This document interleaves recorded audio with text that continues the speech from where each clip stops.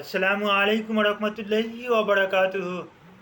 জি, আমি ডাক্তার মীর শহীদুল ইসলাম আলোচনা করব মানবদেহের অত্যন্ত গুরুত্বপূর্ণ একটি রোগ জড়তা নিয়ে। যে রোগটা পুরুষের তুলনায় মেয়েদের বেশি হয়, তা আবার বয়স্ক মহিলাদের বেশি হয় না। সাধারণত অল্প বয়সী মেয়েদের এটা বেশি হয়ে থাকে। হ্যাঁ, স্কুল গোয়িং ছাত্রী যারা আছেন তাদের ভিতরে এটা বেশি হয়ে থাকেন। হ্যাঁ, ছাত্রদের কিন্তু এটা তেমন একটা দেখা যাচ্ছে না। সাধারণত 8 থেকে 15 বছর বা 25 বছর মেয়েদের ভিতরে কিন্তু এই লোকটা আহ, বেশি বেশি করে এর লক্ষণ প্রকাশ পায়। এই রোগটার নাম আমি বলে দিচ্ছি।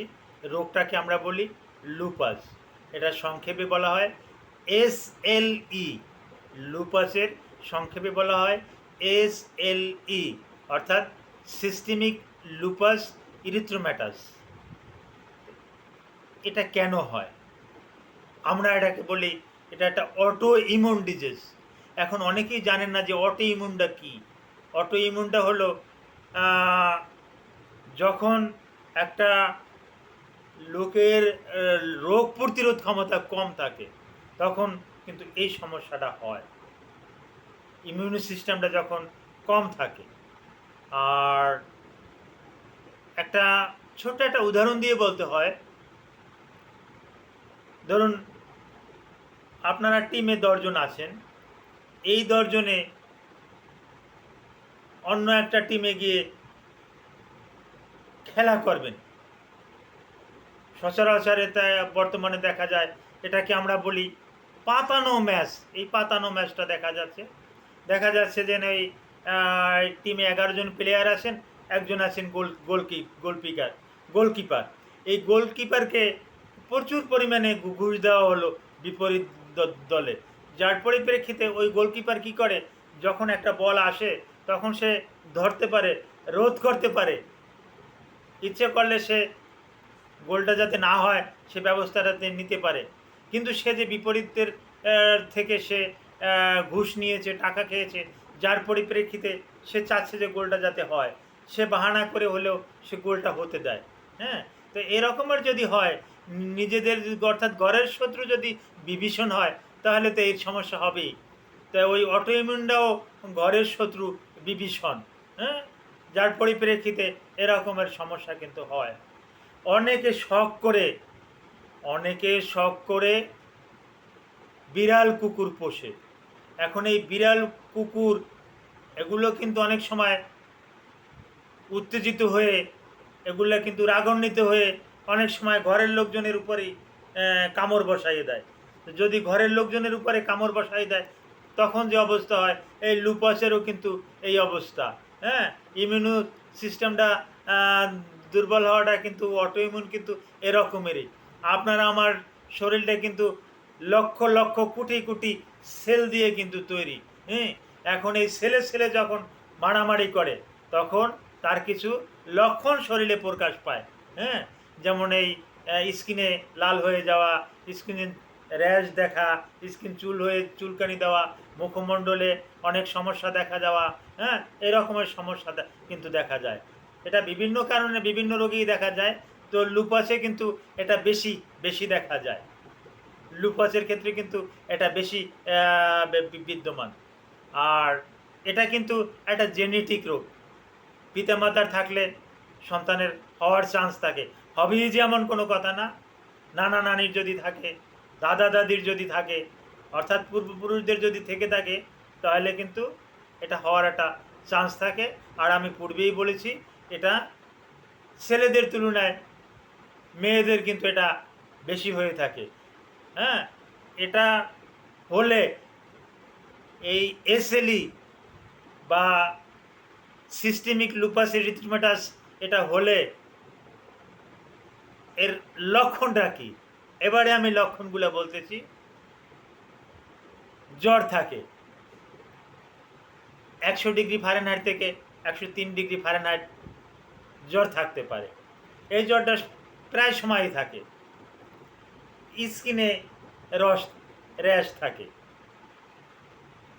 স্কিনে র্যাশ থাকে। প্রধান কিন্তু 6টা কারণ আছে। আমি এই প্রধান 6টা কারণ বলতেছি।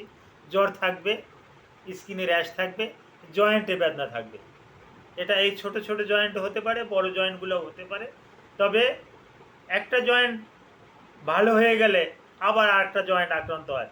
যেমন এই রিস্ট জয়েন্ট, এই রিস্ট জয়েন্ট যদি ডান হাতেরটা যদি ভালো হয়ে যায়, আবার বাম হাতেরটা কিন্তু ব্যথাটা কিন্তু শুরু হয়ে যায়। এটা এসিলির কিন্তু একটা লক্ষণ।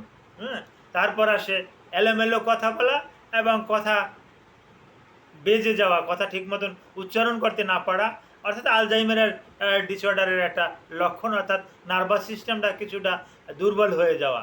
আর একটা বড় ধরনের একটা লক্ষণ, এই লক্ষণটা দেখেই কিন্তু আমরা কিন্তু এসিলিটাকে কিন্তু শনাক্ত করতে পারি। বিশেষ করে ওই ফেইজে সাধারণত কিন্তু এই গালেই সাধারণত হয়। আমরা এটাকে বলি বাটারফ্লাই র্যাশ। এই বাটারফ্লাই র্যাশ কিন্তু অন্য কোনো কিতে কিন্তু দেখা যায় না। বাটারফ্লাই বলতে প্রজাপতির মতন ফাঙ্গাস থাকে। হ্যাঁ, এরকমের কিন্তু দেখা যায়। হ্যাঁ, ফাঙ্গাসের আর্ধেককে শরীরে অন্য অন্য জায়গাতেও থাকে, কিন্তু এই মুখমণ্ডলে কিন্তু বাটারফ্লাই র্যাশ থাকে। এই বাটারফ্লাই র্যাশ দেখে কিন্তু আমরা কিন্তু অ্যাসিডিটা কিন্তু অতি সহজেই শনাক্ত করতে পারি। এর আপনারা প্রশ্ন করতে পারেন যে এর কি কোনো ইনভেস্টিগেশন আছে, এর কি কোনো পরীক্ষা আছে, কোনো পরীক্ষার মাধ্যমে কি আমরা জানতে পারি? হ্যাঁ, অনেক পরীক্ষা আছে। প্রাথমিক পর্যায়ে আমরা যে পরীক্ষাটা দিয়ে থাকি ANA, ANA এর মিনিংসটা হলো অ্যান্টি নিউক্লিয়ার অ্যান্টিবডি। আমি আবার বলছি, ANA অ্যান্টি নিউক্লিয়ার অ্যান্টিবডি। এই টেস্টটা যদি পজিটিভ আছে তাহলে কিন্তু আমরা ধরে নিতে পারি যে হ্যাঁ, অ্যাকচুয়ালি সাইন সিমটমের সাথে পরীক্ষাও পজিটিভ, তো ওকে। হ্যাঁ, আর এর চিকিৎসা কী? এর চিকিৎসা একসময় ছিল না। 70 দশকের আগ পর্যন্ত এর চিকিৎসা ছিল না। এরপরে কিছু চিকিৎসা বিজ্ঞান ডেভেলপ করার পরিপ্রেক্ষিতে অনেকটা পরিবর্তন হয়েছে। তবে হ্যাঁ, হাইড্রোক্সিক্লোরোকুইন, এই যে প্যান্ডেমিকে যে এই যে করোনাকালীন সময় যে এই ওষুধটা ব্যাপক ব্যবহার করা হয়েছে, হাইড্রোক্সিক্লোরোকুইন, এই হাইড্রোক্সিক্লোরোকুইনটাই কিন্তু এই এসিলির কিন্তু একটা বড় একটা ট্রিটমেন্ট। এটা দিয়ে কিন্তু রুগীটা নিয়ন্ত্রণে রাখা সম্ভব। আর রুগীকে সাহস দিতে হবে, ভয় ভয় পাওয়ালে চলবে না। এসিলি নিয়ে কিন্তু অনেক দিন বেঁচে থাকা যায়। হ্যাঁ, আর এসিলিতে প্রধান যে অঙ্গগুলো আপনাকে আমাকে বাঁচিয়ে রাখে, বিশেষ করে ব্রেন, হার্ট, লিভার, কিডনি, এগুলো কিন্তু নষ্ট করে ফেলে। বিশেষ করে কিডনির নেফ্রনগুলো কিন্তু অতি দ্রুত নষ্ট করে ফেলে।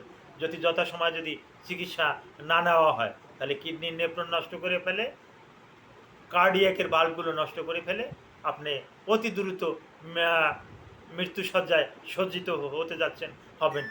এরকমের কিন্তু সমস্যাটা দেখা যায়। হ্যাঁ, আর একটা হলো এই রোগের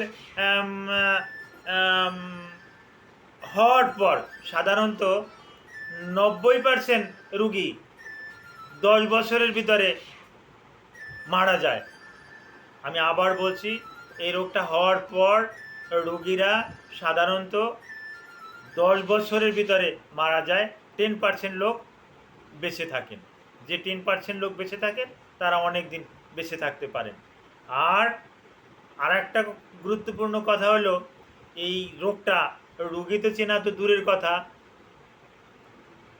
গ্রাজুয়েট, পোস্ট গ্রাজুয়েট অনেক ডক্টররাও কিন্তু তাৎক্ষণিকভাবে এই রোগটা চিনতে দেরি করে ফেলেন, যার কারণে রোগের চিকিৎসা নিতে কিন্তু অনেকটা দেরি হয়ে যায়। আর সারা বাংলাদেশের মধ্যে একটাই কিন্তু চিকিৎসা প্রতিষ্ঠান আছে এই যেখানে SLE এর চিকিৎসা দেওয়া হয়, সেটা হলো বাংলাদেশের ঢাকার সাভারে পিজি হাসপাতাল। এই পিজি হাসপাতালে এখানে একটা রোগীকে পূর্ণাঙ্গভাবে ট্রিটমেন্ট দেওয়া হয়। আশা করি আমি আপনাদেরকে লুপাস সম্পর্কে একটু ধারণা দিতে পেরেছি। এরকমের সন্দেহ থাকলে অবশ্যই পরীক্ষা নিরীক্ষা করে অভিজ্ঞ ডক্টর দেখিয়ে, ডক্টর যদি এটা আপনাকে শনাক্ত করে দিতে পারে, তাহলে আপনি সরাসরি পিজি হাসপাতালে গিয়ে ভর্তি হবেন। কারণ পিজি হাসপাতাল ছাড়া বাংলাদেশের আর কোথাও কিন্তু লুপাসের চিকিৎসা হচ্ছে না। Thank you all.